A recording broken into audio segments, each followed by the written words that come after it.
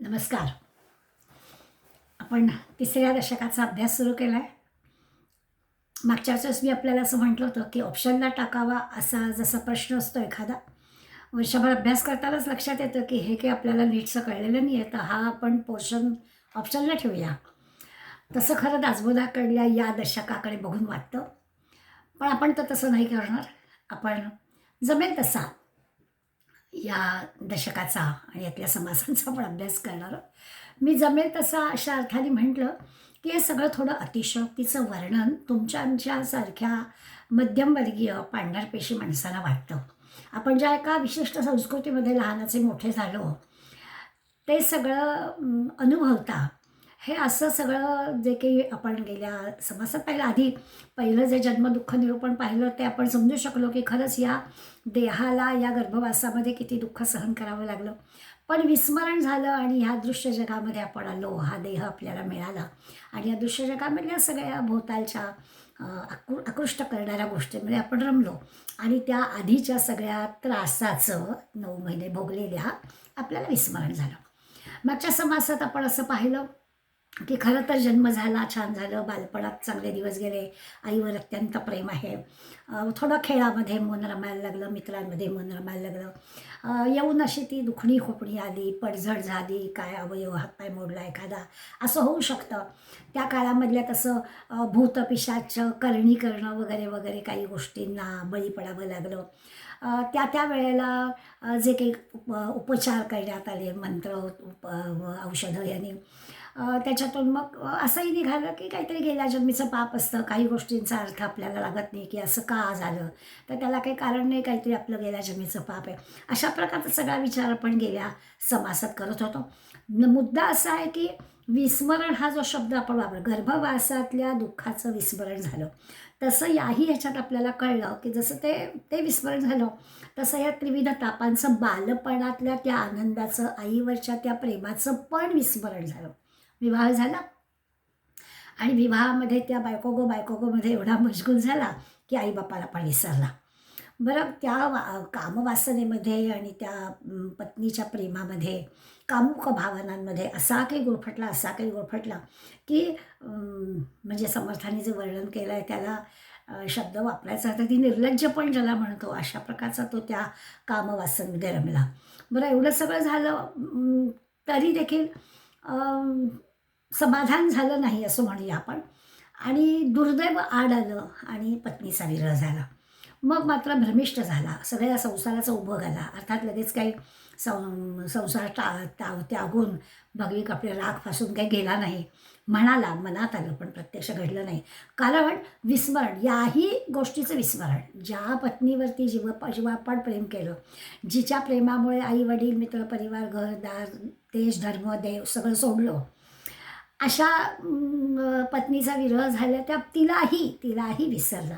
आणि म्हणजे आपण मराठीमध्ये चांगला शब्द आहे, त्याला आपल्याला आवडत नसला तरी, की ते तेवढ्यापुरतं असतं, स्मशान वैराग्य ज्याला म्हणतो, की आता अगदी पुन्हा ह्या संसारात पडायचं नाही वगैरे वगैरे, आणि तसं काही घडत नाही, पुन्हा विवाहबद्ध होतं.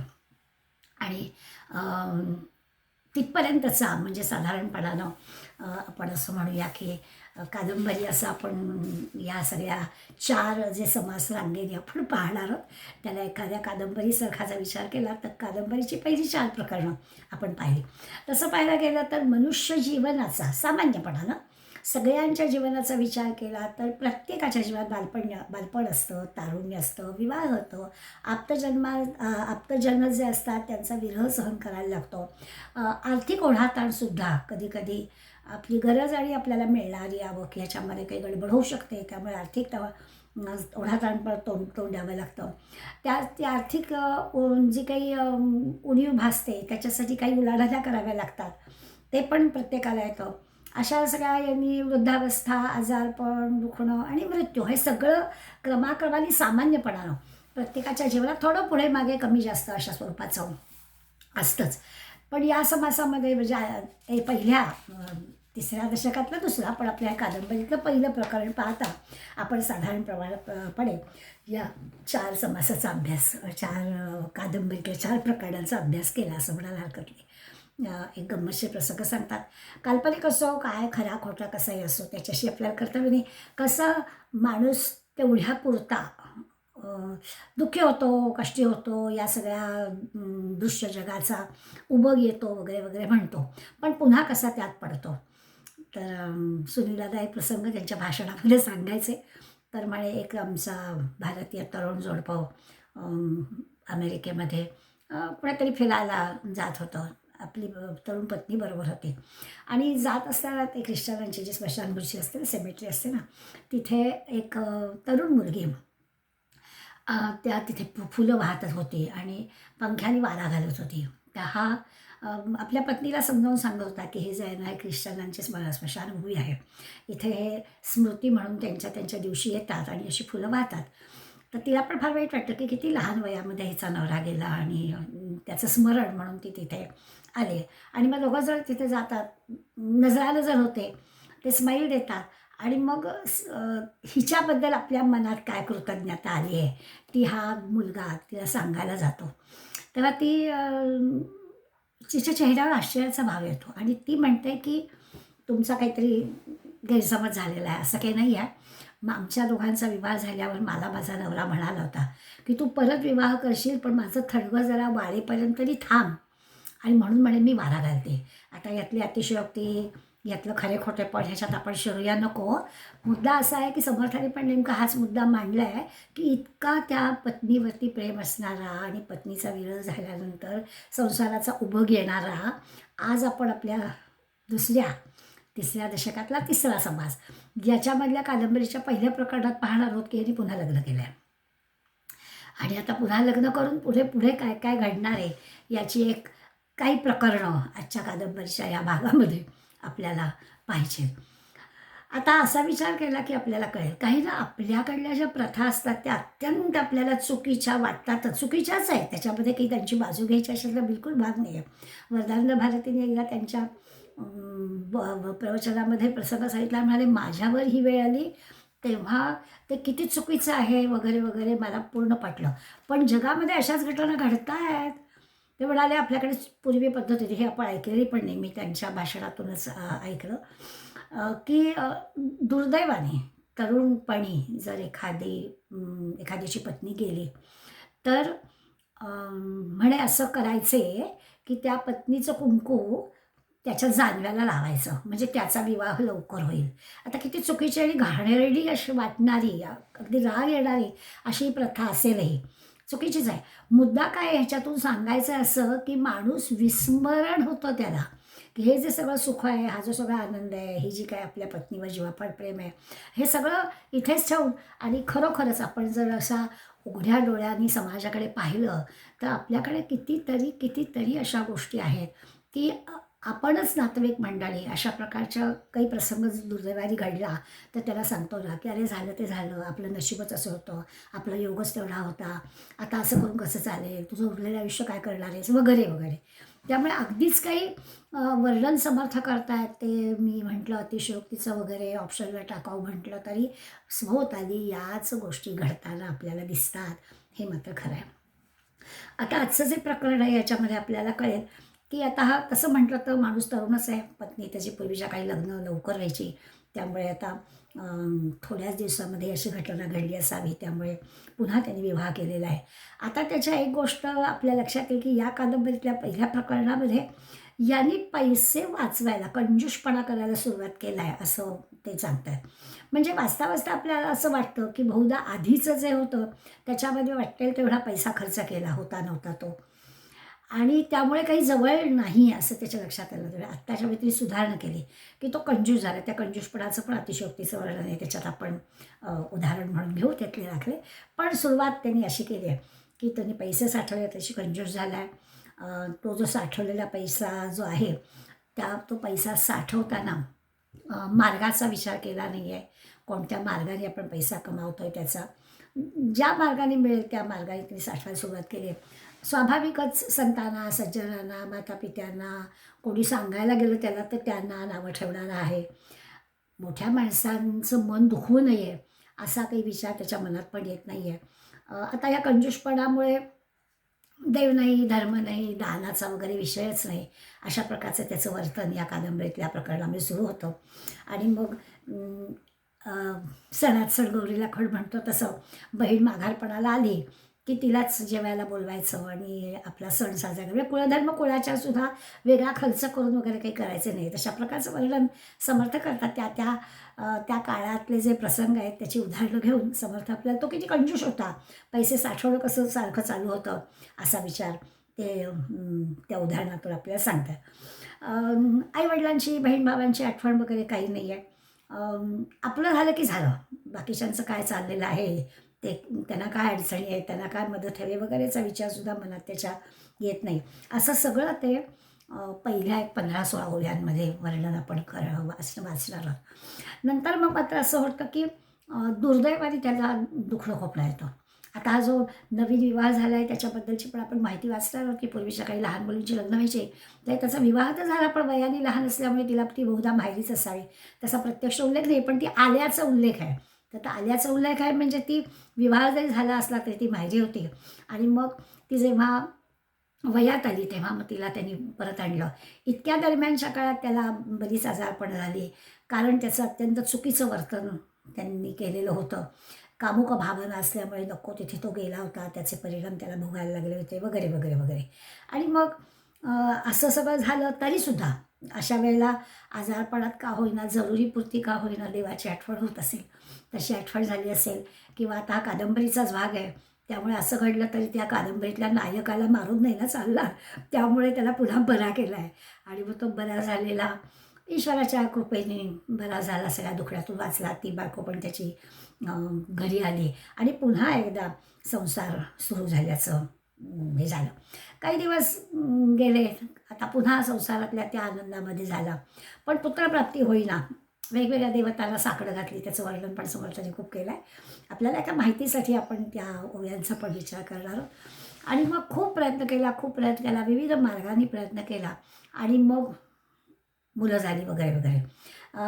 हा सगळा विचार करताना म्हणजे ते हे आहे ना, भगवान देत आहे तो छप्पर फाडके देत आहे, तसं सगळं आहे की आपल्याला पुढल्या समाजात कळेल की आधी नव्हतं म्हणून रडारड आणि आता उदंड मुलं म्हणून, अशा प्रकारचं वर्णन पण आपल्याला वाचायला मिळणार आहे. तर मुद्दा काय, हे असं सांसारिक प्रापंचिक जीवन या कादंबरीतल्या या माणसाचं सुरू आहे. साधारणपणे समाजातली ज्याला आपण असं म्हणू समंजस माणसं, ज्यांना सगळ्यांना कळत आहे, अशी पण माणसं या एका विशिष्ट गोष्टीसाठी, म्हणजे समजा एखादीला पुत्र झाला नाही, मुलगा नाही किंवा मुलगी नाही, तर समाज त्याला वांझ म्हणायचा आणि मग ते वांझ पण आपल्याला यायला नको, म्हणून ये ना काही ना प्रकारेनं आपल्याला मूल व्हायलाच हवं, असं त्याच्यासाठी जे काही केलं जायचं त्याची खूप मोठी यादी समर्थांनी या समासात आपल्याला दिली. ती पण आपल्याला खरं तर आता प्रकार बदलले. हे असंच सगळं चालू असतं. आता औषधोपचारांमुळे किंवा अन्य काही गोष्टींमुळे हे मूल होण्यासाठीचे जे काही गोष्टी आहेत त्या बदलल्या एवढंच, पण अशा गोष्टी होतात. आता आणखीन एक गोष्ट मी म्हणजे आता समासाच्या ह्या ओव्यांच्या अभ्यासाला सुरुवात करण्यापूर्वी आणखीन एक गोष्ट आपल्याला लक्षात अशी घ्यायची की मागच्या वेळेस जसं आपण पाहिलं की पहिल्या कादंबरीला सुरुवात करताना हे सगळं अशा प्रकारचं वर्णन करण्यामागचा समर्थांचा हेतू काय तो आपण लक्षात घेतला. म्हणजे त्यावेळेला आपण असं पाहिलं की परचक्र होतं, 750 वर्ष यवनांचं राज्य होतं. त्यावेळेला काय काय पद्धतीनं समाजावरती आघात चाललेले होते, कशा स्त्रिया भ्रष्ट होत होत्या, मंदिरं पाडली जात होती. अनंत उदाहरणं, म्हणजे चिंता करतो विश्वाची हे पुस्तक वाचायला घेतलं ना की आपल्याला असं वाटतं की अरे बापरे, त्यावेळच्या आपल्या माणसांनी कसे काय ते जिवंत राहिले असतील, असं असं भय वाटतं. इतकं वर्णन त्याच्यात आहे. बरं, हे सगळं काल्पनिक नाही आहे. या सगळ्या अशा गोष्टी घडल्या. मागच्या वेळेला आपण ट्रॅव्हर्नियर या फ्रेंच प्रवाशाचं वर्णनसुद्धा वाचलं होतं. तर हे परचक्र आणि ही अशा प्रकारची सगळी एक सामाजिक परिस्थिती, आर्थिक परिस्थिती पण अत्यंत कमजोर, किंवा काय घडेल याचा नेम नाही. त्यामुळे या सगळ्या अशा गोष्टींमुळे आणि असं उद्याच्या क्षणाबद्दल सुद्धा खात्री नसल्यामुळे एक प्रकारची भयग्रस्त असं वातावरण सगळं होतं. त्याच्या जोडीला देव, धर्म, नीती, न्याय, मर्यादा ह्याबद्दल सुद्धा कोणाला काही वाटेनासं झालं होतं. अत्यंत स्वार्थी मंडळी झालेली होती. अगदी पीराला भजायला सुद्धा मंडळी जात होती असं पण वर्णन आपल्याला वाचायला मिळतं.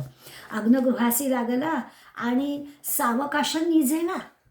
जर आग लागली घराला आणि तू झोपून कसं चालेल बाळा, तो कैसा म्हणावा भला आत्महत्याला, मग स्वतःचा घातच करून घेणार. अशा प्रकारच्या गोष्टी समाजामध्ये होत्या. दादांत दिसत आहे की हे चाललं आहे हे बरोबर नाही, आणि तरी देखील आपण ऐकतच नाही होत, आपण बघतच नाही होत, असं सगळं करायचं. अशा प्रकारचं सगळं वातावरण त्यावेळेचं होतं. त्याची पुन्हा एकदा आठवण एवढ्यासाठी केली की या पार्श्वभूमीवर आपल्याला समर्थांचा हा जो सगळ्या कादंबरीतल्या या नायकाचा जो प्रवास आहे त्या प्रवासाकडे बघायचा आहे. आपण काय मागच्याच वेळेस असं पाहिलं की प्रत्येकाच्या जीवनात हे सगळं असं घडणार आहे असं नाही. कादंबरीतल्या या नायकाचं एक उदाहरण म्हणून घेतलं आहे आणि समाजामध्ये काय काय चाललेलं आहे हे त्याच्या भोवती सगळं वर्णन केलं आहे. त्यामुळे आता हा जो आपल्या कादंबरीचा नायक आहे याचा दुसरा विवाह झालेला आहे. नवीन बायको, पण ती वयात आलेली नसल्यामुळे प्रत्यक्ष सहवासाला सुरुवात झाली नाही असं म्हणूया. त्यामुळे पहिल्या 11 ओव्यांमध्ये आपल्याला असं दिसेल की नवीन संसार सुरू झाल्यामुळे आधीचं सगळं तो विसरला. चांगले भगवंताने विस्मरण नावाची शक्ती आपल्याला दिलेली आहे. त्यामुळे माणूस नवीन गोष्टीमधला आनंद घेऊ शकतो असं दिसतं आणि त्याची सुरुवात झाली. समाजामध्ये ही जी काही म्हणजे पराकोटीचा स्वार्थीपणा आलेला होता त्याचा परिणाम असेल की आपण आपल्यापुरताच विचार करायचा. आणि मग अशी जसं म्हटलं कंजूषपणा त्याचा होता. समर्थांनी दिलेल्या त्या 11 ओव्यांमधलं एकच उदाहरण पुरेसं आहे. त्यांनी म्हटलं आहे, मुंगी मुखीचे शीत. आता ती मुंगी ती केवढी, त्या मुंगीच्या तोंडामध्ये असणारं तिचं जे खाद्य, एखादा तांदूळाचा दाणा किंवा साखरेचा कण असेल ते सुद्धा तो काढून घ्यायचा म्हणे. इतका स्वार्थीपणा, इतका कंजूषपणा त्यांनी वर्णन केलं आहे. आता अशी व्यक्ती जर असेल म्हणजे थोडक्यात काय, इतकं टोकाचं उदाहरण देण्यामागचा उद्देश काय, तर कुठल्याही प्रकारची नीती, न्याय, मर्यादा, भीडभाड न बाळगता मिळेल तिथून मिळेल तसं फक्त स्वार्थ साधायचा. अशा प्रकारचा विचार करणाऱ्या माणसाला कुठलं काय विवेक सुचणार, विचार सुचणार, देवधर्म सुचणार, शक्यच नाही. त्या धर्माचं पालन वगैरे विषय नाहीतच.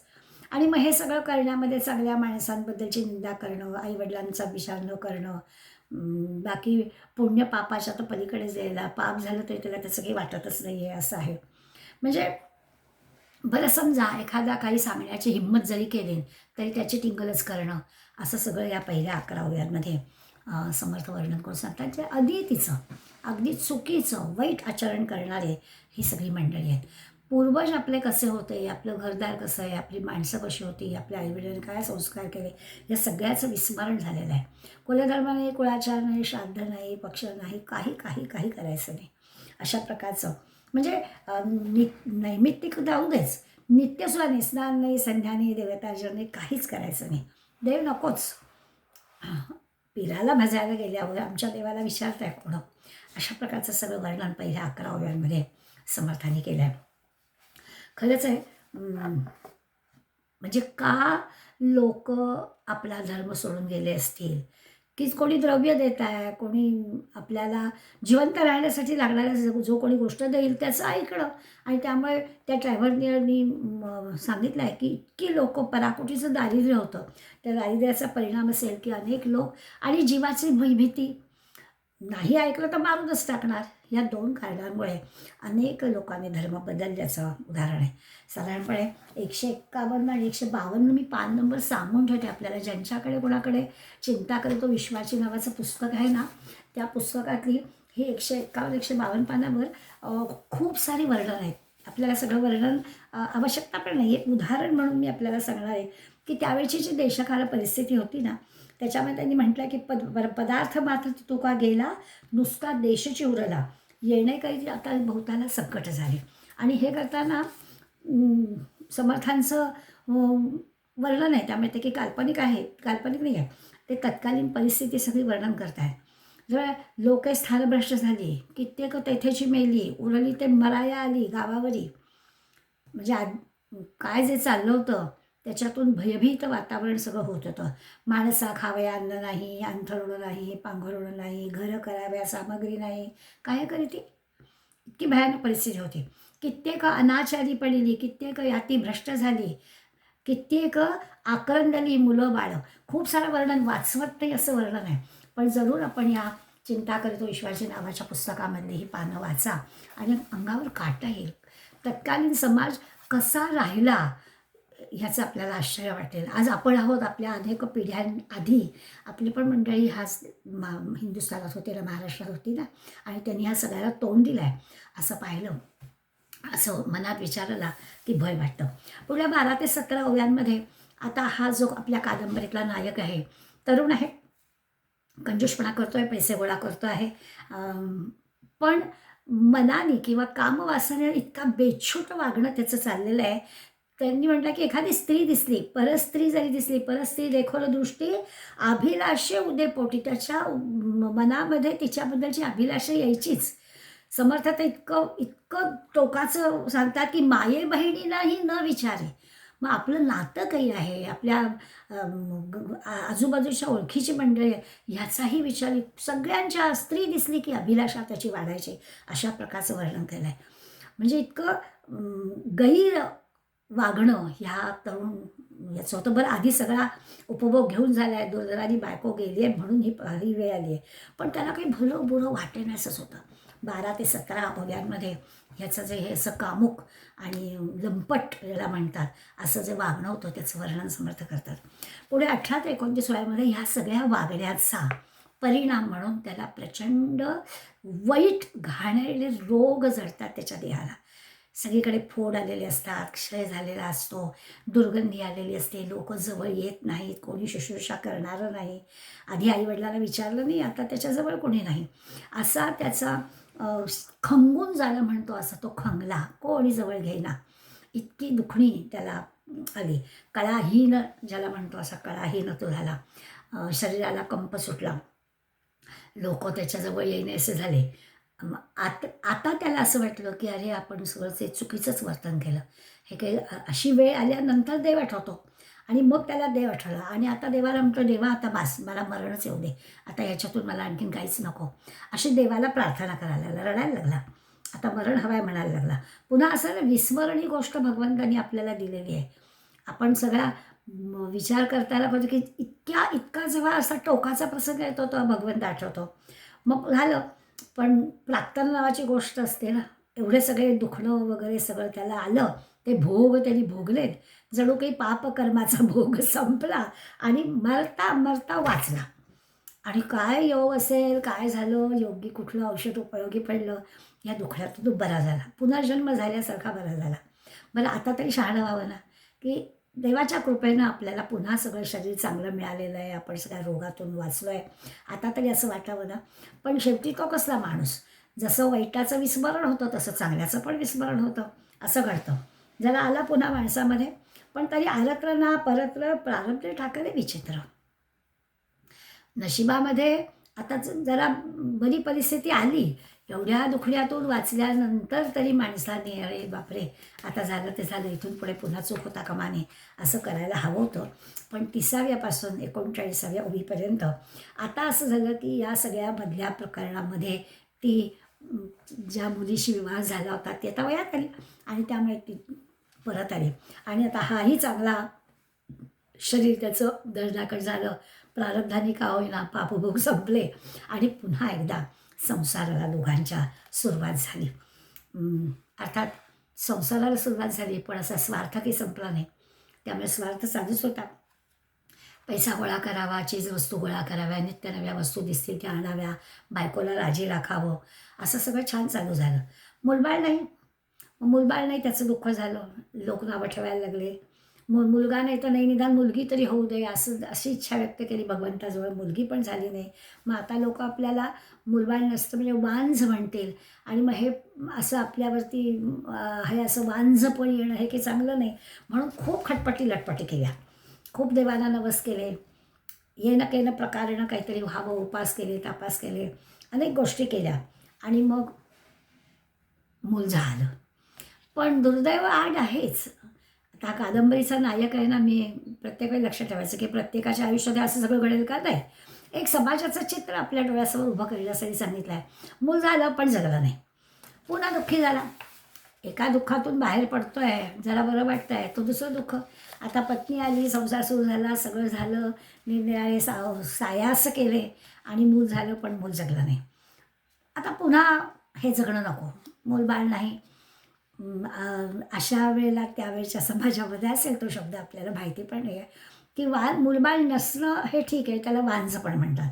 आता तर तिला आणखी म्हटलं की झालं आणि मेलं मूल, म्हणजे आता अजूनच तिच्याबद्दल काही बोललं जातं. त्यामुळे दोघंही दुःखी झाले. आणि मग नंतरच्या एक 7-8 ओव्या अशा आहेत की समजूतदार लोक, मुद्दामच समर्थ नाईक समाज शिक्षक होते.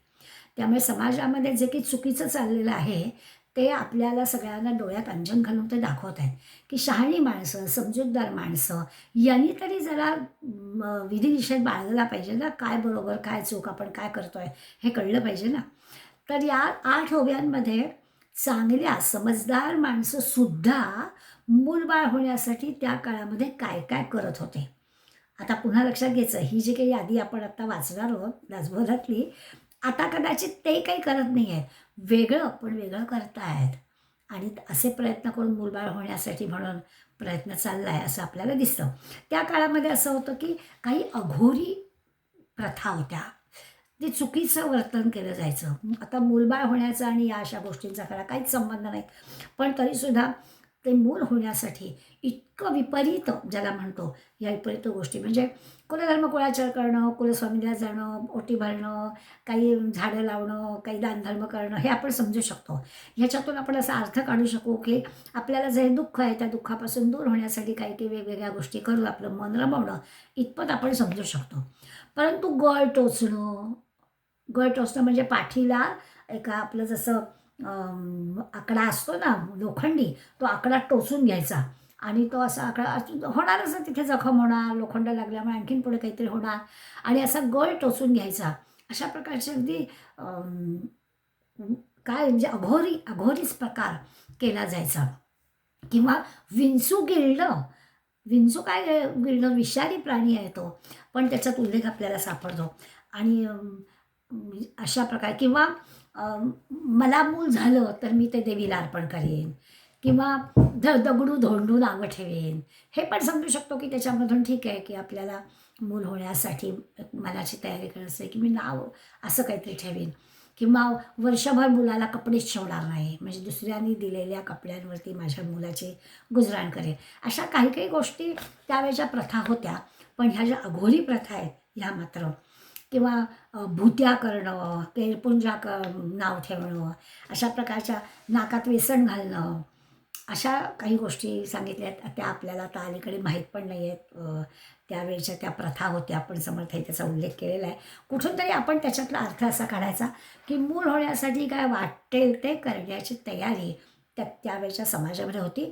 आणि समर्थांनी मुद्दाम हा शब्द वापरला की समजूतदार लोक पण अशा प्रकारचं करायचे. आता ह्याला काय म्हणावं. आणि मग आत्ताच्या ह्याच्याबद्दल काही बोलायला नको. आत्ता पण असे विविध प्रकार आपल्याकडे केले जातात.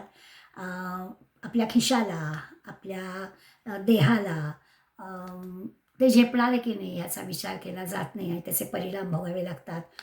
अलीकडे आता विज्ञान म्हणजे वैद्यकीय लोकांचे जे येतात आपल्याला अहवाल, त्याच्यामधून ही आकडेवारी कळते की पूर्वीपेक्षा आत्ता मेंटली रिटार्डेड मुलांची संख्या का जास्त आहे, अधूर मुलांची संख्या का जास्त आहे.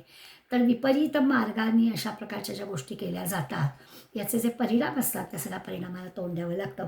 असो, तर असे निरनिराळे उपाय किंवा पूर्वी कोणी बैरागी दारात आला तर त्या बैरागाकडनं काय अंगारा घ्यायचा, त्याला सांगायचं आपल्याला मूल होत नाही आहे म्हणून काय करावं वगैरे वगैरे, किंवा अंगात येणाऱ्या माणसाला विचारायचं, त्याच्याकडून काही करायचं. असे निरनिराळ्या गोष्टी, जवळजवळ 17-18 गोष्टी त्यांनी समर्थांनी वर्णन केली आहेत. आणि अशा प्रकारच्या गोष्टी समाजामध्ये चालू होत्या आणि त्या सगळ्या अत्यंत म्हणजे चुकीच्या कशा आहेत हे सांगण्यासाठी त्यांना सगळ्या गोष्टी सांगायच्या होत्या. आणि मग हे सगळं जरी झालं तरी शेवटी 47 48 यामध्ये 2 ओव्यांमध्ये शेवटी त्यांनी आपल्याला सांगितलं आहे सगळं झालं. की काय कुलस्वामिनी प्रसन्न झाली असेल, सगळं वैभव मिळालं असेल आणि आपलं मूळ होण्यासाठी केलेले जे प्रयत्न आहेत ते सगळे या हिवाळा झालं. आणि किती किती कर्म करून पाहिली, चांगली वाईट सगळी करून पाहिली. एक तर वर्णन असं आहे की आपल्याला अगदी वाईट वाटतं की हे असं पण मूळ होण्यासाठी फळतं झाड तोडायचं. म्हणजे ज्या झाडाला फळं येत आहेत आपल्याला फळ मिळण्यासाठी दुसऱ्याचं फळं तोडून टाकायची, ते झाड तोडून टाकायचे, ही ना कल्पनासुद्धा मनाला न पटणारी आहे. समर्थांची ओवी आहे, फळती झाडे करपती ऐसे नाना दोष करीती पुत्र लोभा कारणे. असं तर हे काय आहे, अशा प्रकारच्या गोष्टी होत्या. आणि मग शेवटी काय त्याचा परिणाम काय, तर असं सगळं केलं. डोक्यात वारं शिरलं, ब्रह्मिष्ट मिळालं. पण असं जरी सगळं झालं तरी मग अशी जसं म्हटलं की सगळे भोग भोगून झाले, पुन्हा तो रोगातून चांगला मुक्त झाला, तसं झालं. पुन्हा एकदा भगवंत प्रसन्न झाला. एवढं सगळं केलं, चुकीचं केलं, काय केलं, भ्रमिष्टपणा आला, पण ते मूल होण्यासाठी जे काही प्रयत्न केले मनःकामना त्याची पूर्ण झाली.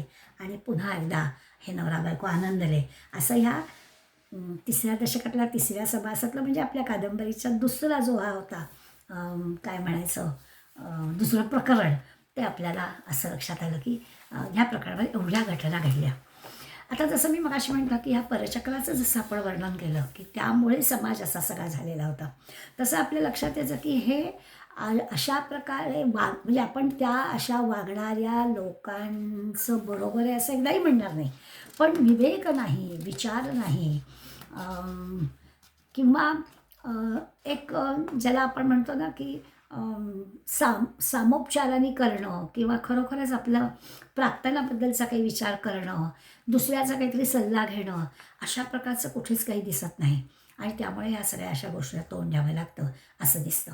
आता जसं आधीच्या ह्याच्यात आपण 3 भाग पाडले होते. समाज हा आपला एक भाग होता आणि त्याच्या आधी तत्कालीन परिस्थिती जशी होती तशीच आत्ता परिस्थिती आहे असं पण आपण पाहिलं होतं. आजही आपण तसंच पाहिलं की आजही काही परिस्थिती बिघडलेली नाही आहे. आर्थिकदृष्ट्या कमजोर असणारा जो समाज आहे त्या समाजाला अशा पद्धतीनंच फसवून त्यांना काहीतरी लोभ दाखवून अशा प्रकारे गोष्टी केल्या जातात. तेव्हाही होत्या आणि आत्ताही होत्या.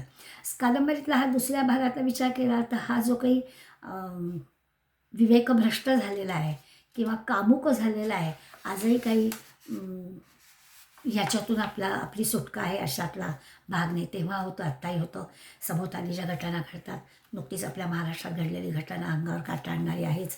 ती मुलगी बाप्पाला जाऊन म्हणते आहे की बाप्पा का रे असं झालं. तर अशा प्रकारच्या ज्या गोष्टी तेव्हा घडत होत्या आजही घडत आहेत. म्हणजे माणसाच्या वासनांमध्ये काहीच फरक झाला नाही असं आपल्याला दिसतं. मग आता ह्याच्यातून उपाय, जसा मागच्या वेळेला आपण उपाय करताना असं म्हटलं होतं की आपल्याला संतांनी काय सांगितलं आहे त्याचं स्मरण आपण केलं पाहिजे, आपला नरदय आपल्याला का मिळाला आहे याचा आपण अभ्यास केला पाहिजे. आणि आतासुद्धा आपण या समाजातल्या या कादंबरीतला हा जो आहे त्यांनी त्याचे जे 2-3 की अत्यंत कंजूषपणा म्हणजे पैशाचा लोभी, अत्यंत कामुक आणि पुन्हा पुन्हा त्याच गर्तेमध्ये जाणं, अशा ज्या गोष्टी आहेत त्या आजही आपल्याला घडताना दिसत आहेत. याच्यासाठी आपल्याला उपाय काय? उपाय नेहमी असं असतं ना की काही घडण्यापूर्वीच आपल्याला विचार करावा लागतो. जसं असतं की वजन 80 किलो झालं आणि आता प्रयत्न करायचा, अरे होऊच नये ह्यासाठी प्रयत्न करायला हवेत ना. तसं आपल्याला आहे की हे असं घडू नये, समाजामध्ये अशा प्रकारच्या गोष्टी होऊ नयेत, याच्यासाठी आपल्याला समाजाला काय शिकवायला हवं, संत आपल्याला काय सांगतायत त्याची आपल्याला आठवण करून द्यायला हवी. आजची जी काही परिस्थिती आहे आपल्या समाजाची, संबंध जगभरातल्या याची, फक्त काही भारताबद्दल बोलायला हवं असं नाही, तर सगळा बंधनरहित समाज झालेला आहे. का? कामवासना.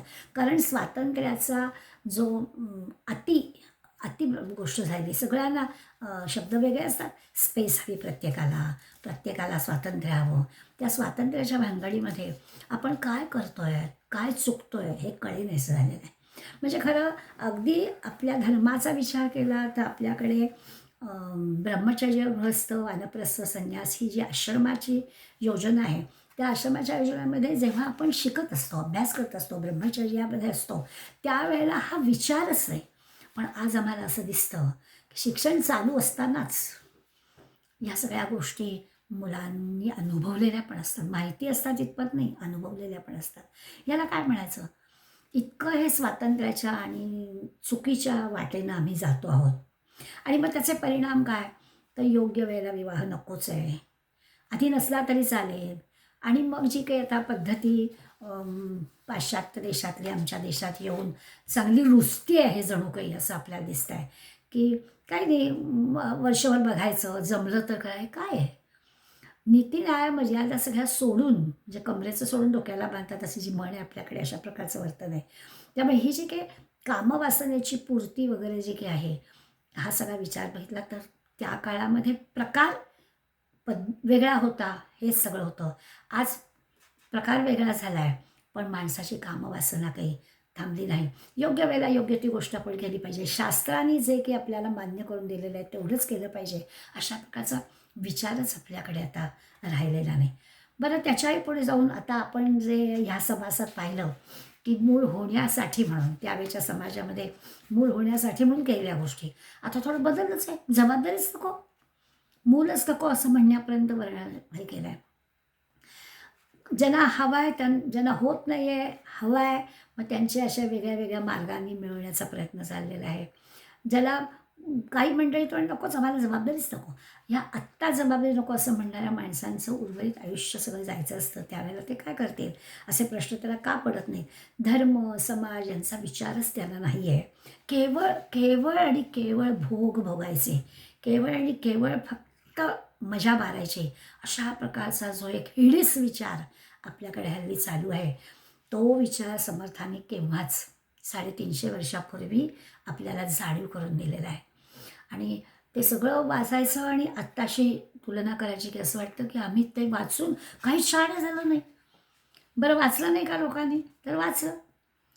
अनंत मंडळी आपली जिथे जिथे समाजामध्ये, राष्ट्रामध्ये, स्वातंत्र्याच्यामध्ये काम केलेली जी मंडळी आहे, त्या सगळ्यांनी शिवाजी महाराज आणि समर्थ वाचलेत असं आपल्याला उदाहरणासहित पटतं. खरोखरच पटतं. आणि मग असं जर आहे तर आम्ही का त्यांचं ऐकलं नाही? का आम्ही सत्पुरुषांचं ऐकत नाही? त्यांचं सगळं सांगणं हे आम्हाला का असं चुकीचं वाटतं आहे? का आम्ही चुकीचं वर्तन करतो आहे? हे लक्षात घेतलं की असं वाटतं की समाज आमचा कुठंतरी चालला आहे. म्हणजे अगदीच याच समासाबद्दल बोलायचं झालं तर मूल नसणं हा काही स्त्रीचा अपराध नाही आहे, की चुकीचं नाही आहे. मला अगदी आठवत आहे, माझ्या सासूबाई नेहमी एक गोष्ट सांगायच्या. कुठेतरी सवाष्ण गेल्या होत्या आणि 4-5 जणी बायका थोड्याशा मारायची, चौकशी करायची सवय असते. तसं म्हणजे त्या असणाऱ्या एका बाईला कोणीतरी प्रत्येक आपापसा विचारतो, तुमचा मुलगा काय करतो, तुमची मुलगी काय करते, अमुक तमुक चाललं होतं. पण दुर्दैवाने तिथे आलेली एका बाईला मूलबाळ नव्हतं. पण तिने असं दुःखी कष्टी चेहरा केला. तिला कोणीतरी विचारल्यावरती म्हणाली, नाही, तुमची सगळ्यांची मुलं ती माझीच मुलं. हा जो काही भाव आहे, याला आपण म्हणूया की आपल्या दुःखामुळे दुसऱ्याला दुःख न करता आपण दुसऱ्याच्या सुखात सुख मिळवलं पाहिजे. समर्थाने आपल्याला हे सांगायचं आहे. आपण सिंधुताई सपकाळ वाचतो, सिंधुताई सपकाळ ऐकतो. आज सगळ्या त्या अशिक्षित असणाऱ्या वनवासी भागामधल्या दरिद्री असणाऱ्या सगळ्या मुलांना तिने आपलंसं केलं. आमच्या वनवासी आश्रमामध्ये ठमाताई पवार म्हणून काम करतात. ती बाई अशिक्षितच होते, पण तिने ह्या वनवासी मुलांना शिकवता शिकवता भाकऱ्या थापता थापता स्वतः अक्षर ओळख केली आणि स्वतः त्या शिकल्या. त्यामुळे शिक्षणाने माणसाच्या विचारामध्ये बदल होतो असं आपण म्हणतो. आता आपल्याला उच्च विद्याविभूषित मंडळी आहेत आणि तरी देखील हा जो काही विचार आहे, या विचारामध्ये मात्र काही फरकच पडला नाही आहे. म्हणून कुठेतरी आपलं चुकतं आहे, कुठली तरी आपली जो काही मार्ग चाललेला आहे त्या मार्गामध्ये आपल्याला काहीतरी मध्ये फार मोठा अडथळा निर्माण होतो आहे आणि आपण चुकीच्या मार्गाकडे जातो आहे असं आपण लक्षात घ्यायला हवं आहे. आणि समर्थ नेमकं आपल्याला हेच सांगतात, याच्यासाठी विवेक हवा. विचारावा. समर्थांनी त्या काळामध्ये तरुण मुलं गोळा केली. त्या तरुण मुलांना सगळ्या प्रकारचं शिक्षण दिलं. शिक्षण देताना तत्काळ त्यावेळेस की आत्ता सगळ्या शाळा महाविद्यालयीन शिक्षणं नव्हती. पण अनेक ग्रंथ त्यांच्याकडून लिहून काढणं, त्यांच्याकडून वाचून घेणं, त्यांना कीर्तनाला प्रवचनाला उद्युक्त करणं, त्यांच्याकडून ती तयार करून घेणं. नुसतं बोलून नाही तर शक्ती, बुद्धी, युक्ती सगळं त्यांना जमलं पाहिजे. मग हनुमंताची मंदिरं जिकडे तिकडे स्थापन केली. सूर्यनमस्कारांनी शरीर बळकट व्हायला पाहिजे त्याचा त्यांनी मुलांकडून अभ्यास करून घेतला. 1000-1200 मठ स्थापना करून त्या त्या ठिकाणची तरुण मंडळी समर्थांनी तयार केली आणि एक राष्ट्रामध्ये एक अशा प्रकारच्या चुकीच्या वर्तनाला चाबूक बसेल अशा प्रकारचं काम समर्थांनी केलं. त्यामुळे विपरीत असं वर्णन वाचता वाचता आपण म्हटलं की ह्याच्यात उल्लेख नसेल, पण आपल्याला असं समर्थ सांगतायत याचा हेतू कळला पाहिजे आणि याचा उपाय पण कळला पाहिजे. त्यामुळे नुसतं आपल्याला त्या कादंबरीतली प्रकरणं वाचायची नाही आहेत. तर हे असं का सांगितलं, तर होती अशी परिस्थिती होती आणि अशी परिस्थिती होती म्हणून समाज असा झाला होता. त्याच्या समाजाची बाजू आपल्याला घ्यायची नाही. समाजामध्ये जे काही चांगले लोक होते ते प्रयत्न करत होते, पण प्रयत्न करूनसुद्धा समाज जेव्हा चुकीच्या मार्गाला जात होता तेव्हा नुसतं आपण निराश होऊन चालणार नाही. आपलं राष्ट्र तयार झालं पाहिजे, आपण लोकांना शहाणं केलं पाहिजे.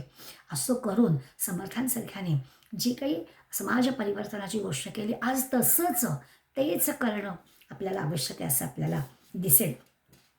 हनुमंताची मंदिरं बांधण्यामागे बुद्धिमत्ता वरिष्ठ, बुद्धी पण हवी, शक्ती पण हवी आणि पुन्हा भगवंताचा दास ही दास्य भक्ती पण हवी.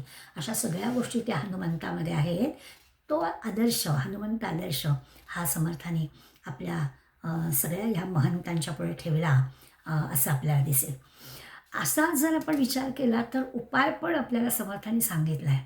आजही आपल्याला अगदी याच मार्गाने, समर्थांच्याच मार्गाने जाणं अत्यावश्यक आहे असं आपल्या लक्षात येईल, की पुन्हा एकदा तरुणांना गोळा केलं पाहिजे.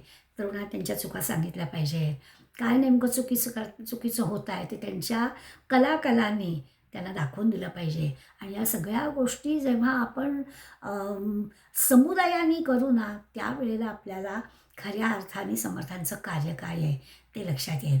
त्या नुसत्या कादंबरीतल्या त्या कादंबरीचा जो नायक आहे त्या नायकाला घडलेल्या घटना, त्याचं दुःख, त्याला झालेलं विस्मरण, पुन्हा तो पडतोच आहे नरकामध्ये, एवढंच सांगणं इतका का समर्थांचा हेतू होता? नाही, समर्थांचा हेतू तो नव्हता. तत्कालीन परिस्थिती, हे घडत असणारं प्रात्यक्षिक आणि त्याच्यावरचे उपाय म्हणजे समर्थांचं कार्य, या तिन्ही गोष्टींनी समर्थ आपल्याला या दशकामध्ये पुढे नेत आहेत. त्यामुळे मला असं सारखं वाटतं की नुसता दासबोध वाचायचा किंवा दासबोधाच्या परीक्षा द्यायच्या, अगदी सखोल अभ्यास करायचा, पारायणं करायची, हो हे सगळं करायचंच, पण हे सगळं पुरेसं आहे का हो? हे वैयक्तिक साधना म्हणून हे सगळं ठीकच आहे, चांगलंच आहे. याने आपलं स्वतःचं वैयक्तिक जी काही साधना होईल आहे, परंतु समाज जर संघटित करायचं असेल तर समर्थ एका जागी बसले नाही. समर्थांनी 12 वर्ष साधना करून हे सगळं मिळवलं. 12 वर्ष देश पालथा घातला, पाहिलं कुठे कुठे काय काय चाललेलं आहे आणि पुढे सबंध आयुष्य हे ह्या लोकांच्या समाज परिवर्तनासाठी खर्च घातलं. याच पद्धतीने आपण समाज आपला केला आणि प्रत्येक ठिकाणी दिसणाऱ्या ज्या काही उणिवा आहेत, चुका आहेत, त्या आपापल्या परीनं आता आणि आपापली पर वाढवायची. हे पण मला ना आपापल्या परीनं हा शब्द हल्ली आवडेनासा झाला आहे, की आम्हाला आपापल्या परीनं म्हणजे आम्हाला काही वाटतच नाही करावं असं असं पण नाही चालणार. आपली आपली पर वाढवून आपण अधिकाधिक उमेदीनं, अधिकाधिक वेगवेगळ्या गोष्टी करून आता ओघात आलंच आहे म्हणून मी गेले 2-3 महिने परदेशात आहे आणि तरुण मुलं ज्या पद्धतीचं वर्तन असतं त्याच्यामध्ये काही घरातला नातू काही वेगळा नाही आहे. आणि मग याला आपली संस्कृती, आपला धर्म, आपल्या सगळ्या गोष्टी कशा शिकवायच्या, कोणत्या वेळेला शिकवायच्या, ही मोठी आजीच्या पुढे असणारी फार मोठी समस्या. शेवटी असं गेले 15 दिवस चांगल्या पद्धतीने चालू आहे असं म्हणायला हरकत नाही. रोज एक सुभाषित मी त्याला 11 वाजता रात्री फोनवर शिकवते. फोनवर कारण तेवढाच भेटतो, बाकी भेटतो तर आजी कॉलेजला जातो, आजी कॉलेजला येतो, आजी कामावर जातो, आजी आत्ताच आलो, आता जिमला जातो, आजी आत्ताच आलो. एवढं जाणे आणि येणे, जाणे आणि येणे याच्यातच फक्त दिसतो, बाकी दिसतच नाही. मग आता त्याला पर्याय काय? तर आपण असं हारून तर नाही चालणार, काहीतरी करायलाच हवं. म्हणून मग असं ठरलं की रात्री 11 वाजता फोन करायचा. फोन घेतला तर फोनवरती सांगायचं आणि फोनवरती एक सुभाषित सांगायचं. काहीला ओम नाम ठोम काहीच कळत नाही. पहिल्या दिवशी मी त्याला सहज गंमत म्हणून सांगितलं, म्हटलं काकश्वेत कोकश्वेत को भेदो चुकले काककृष्णो बककृष्णो काककृष्णो कळलं कळलं नाही त्याला. म्हटलं अरे काक म्हणजे कावळा, हां बरं. मग तो कृष्ण म्हणजे कसा? तर कृष्ण म्हणजे काळ्या रंगाचा. मग ते कळलं. असं एक एक एक शब्द त्याला सांगितला आणि को भेदो कावळ्यात आणि कोकळेत काय फरक आहे? तर मग नाही सांगता आला फरक. मग सांगितलं त्याला. मग वसंत समय म्हणजे काय? मग तो सांगायला लागला. मग त्यावेळेला कावळ्याच्या ओरडण्याकडे कुठेच लक्ष देतो, 12 महिने ओरडतो. कोकिळेच्या बोलण्याकडे लक्ष देतो. म्हणून आपण तिचा आवाज ऐकायला जातो. आणि मग ते आपल्या जीवनाला कसं लावायचं? तर आपलं जर कोणी ऐकायला हवं असेल, तर आपलं सूर चांगलं असलं पाहिजे ना कोकिळेसारखं, तर आपलं कोणी ऐकेल. नाही तर कोण ऐकणार आहे? अशा पद्धतीने एक एक सुभाषित सांगायचं ठरवलं. तर अशा युक्त्या क्लुप्त्या काढाव्या लागतात, त्या लोकांपुढे मांडाव्या लागतात. नाहीतर हे सगळं असंच आहे, असं म्हणून आपल्याला काहीच काय जमणार आहे, कुठे जाणार आहे समाज, असं म्हणण्यापलीकडे आम्ही काहीच करणार नाही. असं करून चालणार नाही. समर्थ आपल्याला सांगायला बसलेले आहेत. आणि विवेक आणि विचार, कुठली गोष्ट किती करायची हे मुलांना शिकवणं आज गरजेचं झालेलं आहे असं आपल्याला दिसेल. आणि म्हणून सगळ्यांना काही सगळी कामं आपल्याला करता येतात असं नाही. जो कोणी चांगलं काम करत आहे त्या चांगल्या कामाला मदत करणं हे तर आपल्याला करता येतं.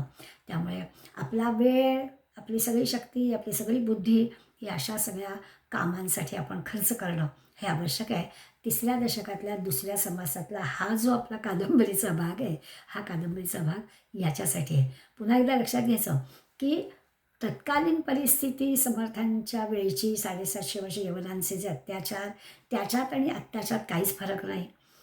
समर्थ आत्ता प्रत्यक्ष नसले तरी दासबोधाच्या रूपाने आणि त्यांच्या सगळ्या वाङ्मयाच्या रूपाने ते आपल्यामध्ये आहेत. म्हणजे वासुदेव बळवंत फडक्यांनी जेव्हा ते गोंदवलेकर महाराजांकडे गेले, अक्कलकोट स्वामींकडे गेले आणि तेव्हा त्यांनी काय म्हटलं असेल की आपण इतिहास पुन्हा घडवूया. इतिहास पुन्हा घडवूया म्हणजे काय? तर तुम्ही समर्थ व्हा, मी शिवाजी महाराज होतो आणि तुम्ही मला तलवार द्या भवानी मातेची, आपण पुन्हा एकदा इतिहास घडवूया. अशा प्रकारचे इतिहास घडवणं, पुन्हा पुन्हा इतिहास घडवणं याची आज नितांत गरज आहे. कोणी उगाच आपल्या मदतीला धावून येणार आहे का? आपणच हे सगळं केलं पाहिजे. अशा प्रकारचा विचार या समासातून आपल्याला शिकायचा. अजून 2 कादंबरीचे भाग आणि हे असं आणखीन काय काय तोंड द्यायला लागणार आहे असं आपल्याला वाटेल. पुढल्या कादंबरीच्या भागामध्ये आपला हा जो कादंबरीचा नायक आहे तो कशा कशाचं विस्मरण त्याला होत आहे आणि कशा कशाला सामोरं जात आहे ते आपण पाहूया बुधवारी 3ऱ्या भागामध्ये. आज इथेच थांबूया. तव स्मरण संतत स्फुरणदायी आम्हा घडो, त्वदीय गुणकीर्तन ध्वनिसुरम्य करणी पडो, स्वदेश हित रक्षणा विण दुजी कथा नाबडो, तुझ्या समय्या मुचित नोही देश काळजी पडो. जय जय रघुवीर समर्थ.